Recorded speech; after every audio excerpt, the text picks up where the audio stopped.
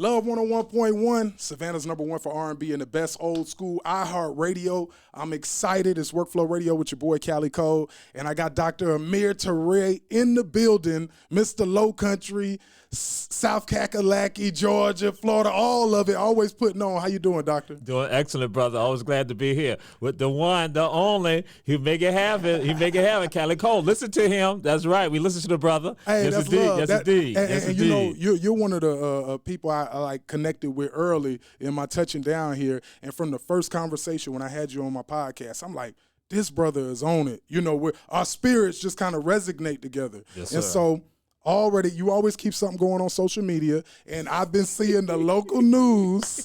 You keep stuff going.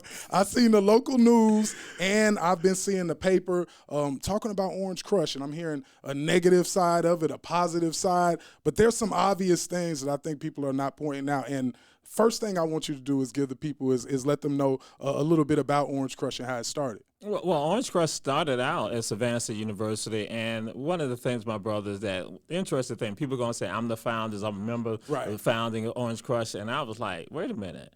What I do, my job is to go and talk about, as I said, those unsung people. Right, that, again, right. those stories that people don't know that are pertinent to us that actually are real. Because sometimes we give forms to other people. We give vehicles to other people. Right. So, and I'm like saying, Kenneth Flo was the person who came with the idea. Wow. Kenneth Flo was student government vice president at Savannah State in the late 1980s. Mm-hmm. James Ifikon Simon, we know him, Dr. Ifikon Simon now, was the president. So, and Brother Nigel Near Enzi, a lot of them went to events that people know, like Freaknik. Right. Freaknik, but also in Daytona Beach, they had Black College Day, College Reunion. Mm-hmm. So folks are going down there, and Flo, coming from New York, Flo being at Savannah, his family being tied right here in this area, Flo then says, wait a minute, why are we not going to the beach like that? Essentially, I'm just paraphrasing, but Flo has the insight and say, we can go to Savannah. We can go to the beach. Yeah, right here in Georgia. That's right, and do the same thing what we see in other places and bringing folks from around the African-American, the HBCU experience, that they cannot come to Savannah.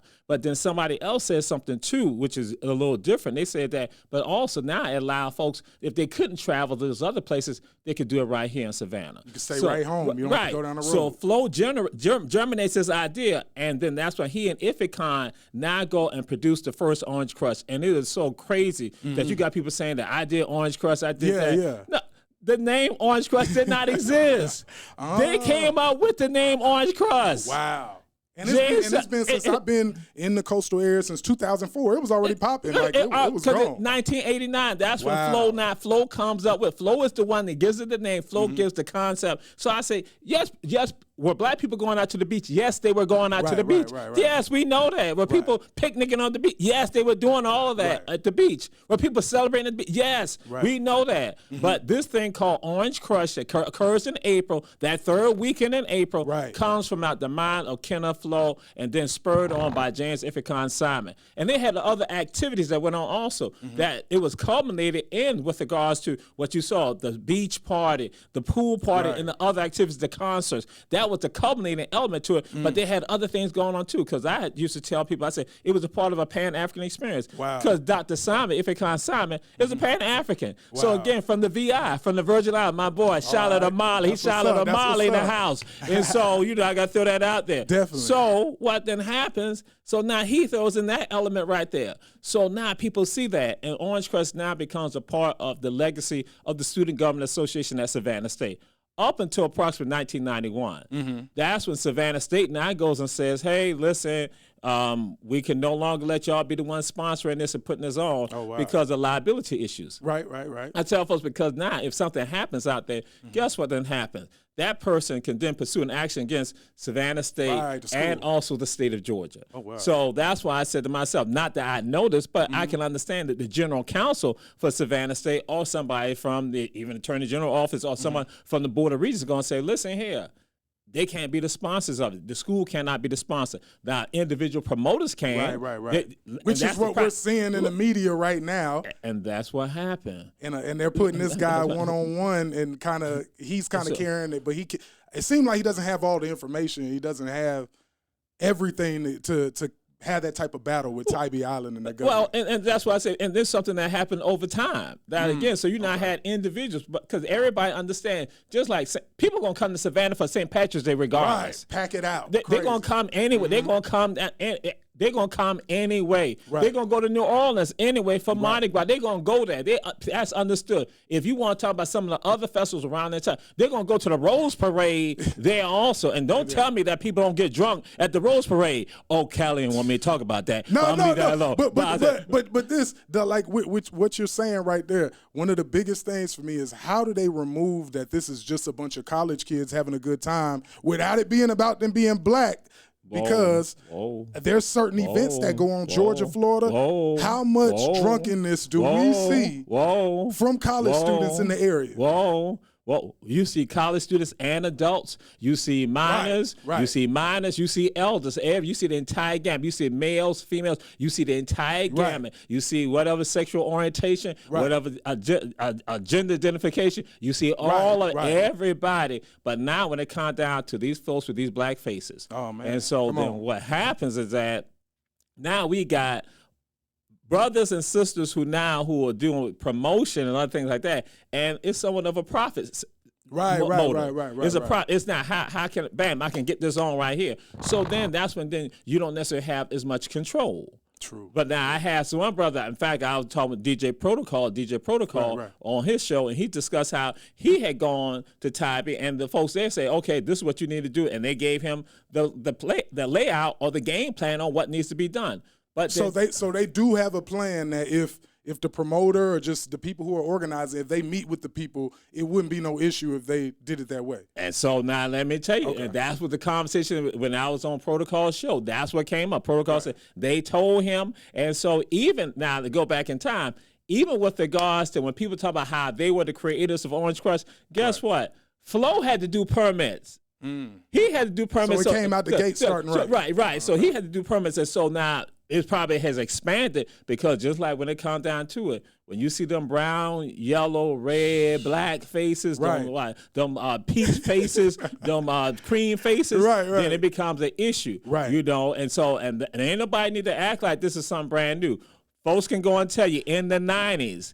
In 92, 91, there were helicopters and other things. You saw all the law enforcement out there on Tybee. Traffic would be back up to Skidaway. Wow. The Skidaway all the way that far. That far, because folks trying to get out there, trying to get the Orange Crush. I mean, I'm going to take it back in time. I remember listening to the Chronic. Wow, going to Orange Crush. On the Orange Crush, listening to the Chronic. The Chronic has just come out pretty much. So and you know what? That's another telltale sign right there, because I think about myself. When I think about these young kids, I think about myself. You think about these young kids, you're thinking about yourself. A college student going out there to go have a good time, and look at what you've become. That's right. Why are they treating our students like they're like it's a thug and criminal party? And that's exactly what you criminalize us. Because now let's come down to it. When you have other events at Tybee, even when it comes to St. Patty's Day. Oh, it's all over the place. Pirates Fest, you know, Bomb Beach, all the other stuff like that. And you see all the drunkenness. And actually now, just to throw it out there, and some of the school, Armstrong used to have a beach festival at Tybee also. Okay. Georgia Southern had one also. So that's what they used to do. I think SCAD also. And so now you're going to try to tell me that, yes, the numbers may not have been as large because you see people coming from around the entire area. I mean, across the country pretty much. But you're going to try to tell me that it wasn't any underage drinking going on? Right. And in fact, it was underage drinking that was happening at those events, at those activities. But we say nothing about it because, again, when it comes down to it, let's just get into the ism. You might not like it, but it involves racism. Y'all talking about we throw the race card. You can throw the race card because it's right there, it's in your face. And so people don't want to say anything and ignore it. Because again, you criminalize our people. Exactly. Now here goes the thing, my brother, that you're gonna have some of us say, well, look how y'all act out there. Look, like we understand that. But guess what? Others act the same way. They're young people. Others do the same thing. Young people, right? And they don't get criminalized at all. It's just that our people, and that yes, some things could happen. That again, say having more responsibility, but just don't throw that on black folks. throw that on Caucasians, Latinos, Asians, Native people. People, period. That's people, right. Period. Throw it out there and look at it like that. And so now we evolved to the insanity. The insanity now where you're involved with now the people who live out there, we don't want them out there. But you allow these other people out here. All the time. Urinating in your yards. Other people not breaking things. Other people doing engaging in illegal activities right out there. But then now you just criminalize us because, again, it's the image. And so now part of the insanity, and I'm going to say this to the allies. To the folks who with us. To the allies. You can't be an ally just making a comment on social media. True. You got to be an ally that take woo. Yeah, you got to stand up. And that's the thing. When you're talking about the shift, because even now, you think about Savannah, you've been here, grown up here, the difference of maybe 30, 40 years ago to now. We have made some range. We've made something, but there's still a lot of cognitive dissonance with white people in ignoring certain things, and there are certain things that they see. So that is like a major issue if we're going to be a community. That's right. You have to speak up, because as a person, I tell people all the time, no matter how much I talk and I'm putting on for my people, I'm putting on for my people first. But I don't care what color some little child is or some young kid is or a grown person, whatever. I'm going to respect you and treat you with dignity. Why can't we do that on paperwork? That's right. They don't do that on paperwork. That's right. And it goes right back to that very point, that you don't look at us the same way.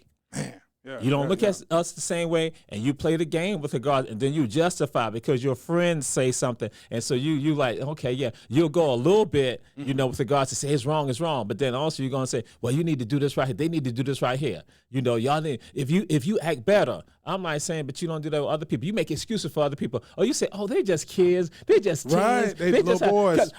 Boys will be boys. I did the same thing when I was in college. Right. So, and so you make excuses for them, but then the others like, look at them. You criminalize them. And so that's to say this thing to those you listening out there, guess what? We don't accept criminality. At all. I'm not with it. So, we ain't down, so we don't have a problem calling out. And just like if we call out our own people, guess what? That means I can call out anybody else. And that's, and just even in me being in the radio world, you're talking about something that really affects who I am. Because I've always been who I am. I was raised like that. But being in the radio world, like growing up, I'm listening to what Rush Limbaugh is saying. I'm listening to any of them dudes on TV, Glenn Beck, who feel like they're right. Yes. I hear how far they go. Yes. I've heard people go as far as talking about they want to hang the president. They want to hang Barack Obama. Just local people in the community. Insane. So my thing is how I'm moving forward is always, hey, I can say anything that any other man can say because I'm no less. That's right. And it doesn't have to be about disrespect, but we do need some truth. That's right. Absolutely. And show you how this insanity is not going. So I'm going to tell you that sometime when you engage in the evil, or you engage in your racism will come back and hurt you. So I'm saying this right here to any of y'all right now. Not that I'm prophesizing, but let's say that there's somebody on Tybee, a resident on Tybee, or somebody staying in an Airbnb on Tybee, somebody staying in a hotel on Tybee, and they have a heart attack. And they need an emergency vehicle to come out there. They need an ambulance to come out there. Guess what? You just got one lane. Ooh, yeah. You about to die. Yeah. You about to die. That's just because you done made a decision to say have only one lane to discourage the people, and so if I'm one of them, I'm gonna say this: if I'm Latino, if I'm Asian, if I'm Native American, if I'm Caucasian, and I'm there, I might say, wait a minute. I'm going to stand up against that. I say, wait a minute, because listen here, my uncle, my daddy, my mama, my aunt, or myself, I might have a heart attack, or I might have an incident where I have a heat stroke out there, and you got to get me to the hospital. But because you got only one lane, and that's the thing that amazes me, that when all this is being said, that people wouldn't even say, no, I'm not. So I'm not that I'm prophesizing. I'm saying that this is a part of the insanity. That somebody, let's say somebody gets a broken ankle or something like that. Right. They stuck.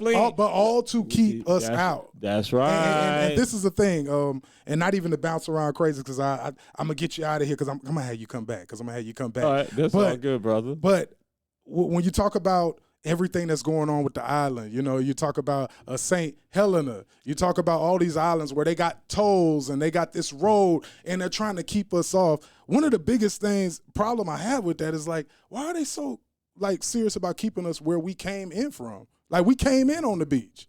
We lived on the beach. We cultivated the beach before anybody else did on any of these islands. Why are they trying to keep us off the beach? And it's just like a question that I have for myself. I feel like Orange Crush is an embodiment of that. Okay. But us living there and being there and being able to go back to our homeland back and forth like we want, why are we confounded to these things?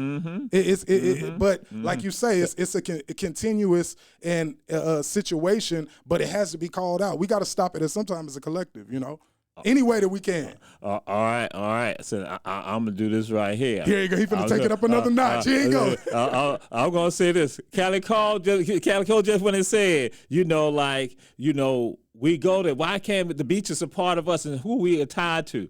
So my brother, I'm going to tell you. See, now, only because this is the first time, because I know pretty much ain't nobody ever said this right here. Yeah. I'm going to say it just like this. Okay. That Cali called what he went and said, take it up to a notch. Yeah. Because Tybee was one of the places that was the quarantine station. When you cross over, that creek is called Lazaretto Creek, which means quarantine. Ooh. That is where our ancestors brought it. Because you said it. That's why I see. Because I wasn't. Yeah. You said that's where we came in on the beach.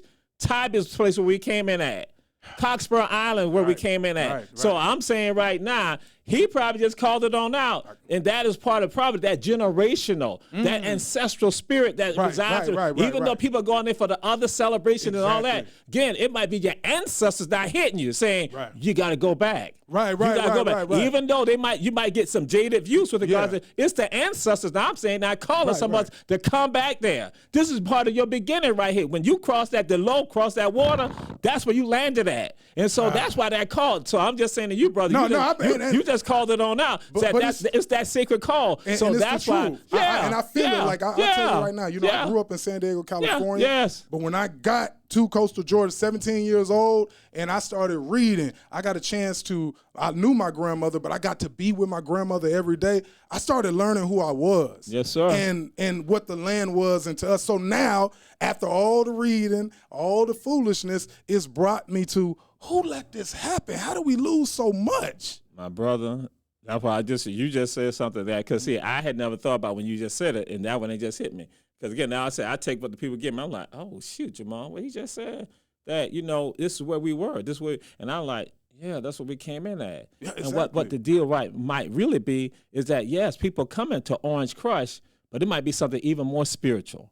Wow. Some of y'all might try to play off of it. Might be something something even more genetic with regards to that. Right. So folks are coming there, yes, that sometimes we do things, we thinking that, I'm going to throw it out there. What we going to say, we say that man planned and God plans. And God is the best of planners. And that it might be your ancestors via God not saying we need y'all to go there. To go to Tybee, because again, this is the origins of something. Some of the people, when they set foot on Tybee, guess what? That is probably the first port. Where they from? Whoa, that's your ancestors saw being brought here. The quarantine station, because people don't realize, I tell folks, there's an African burial ground on Tybee also. Right, and I've also read that's what they were talking about with the bridge, is they got to knock over some more graves to extend that thing, don't they? Or if they haven't already done it. Well, that's some of the things that got explored, because, again, we have a number of unmarked graves and other things. You guys go do the sonar work with regards to that. So that's another story in and of itself right there. Right. But that's why I'm like saying now, I got now say, I ain't going to give you credit for it, but I'm going to go and say that it's a spiritual thing with regards to that. But, me and you cool. So hey, I'll come back anytime. Anytime. Because Calico going to be like, Jamal got that from me. So I'll be like, you ain't got to tell nobody that. But, my brother, I'm just saying that's a powerful statement, because now I'm like saying, that's why these black folks, that might be a part of it in that genetic makeup. And just like you're saying, us congregating like that where we came in at, it might do something. Brother. And they might be trying to stop this generation from go to that next level. But we're gonna come back. We're going to do it. Dr. Toure, I appreciate you coming in. How can the people keep up with you on social media? Day Clean Soul on IG, Day Clean Soul, DAYCLEAN EAN, like clean. Soul, SOUL on IG. Also on Twitter or X, as we know it today. AMIR TOURE on Facebook, AMIR TOURE. Anytime you need me, just hit me up. Number 912-220-5966. History and culture, that's what we deal with. Human rights activity, that's what we plant the seed of greatness. Hey, and this brother stays on the fight. I appreciate you coming in, Doctor. And if y'all want the full interview, y'all just going to get a piece on the radio. But the full thing, you got to hit love1011.com. iHeartRadio.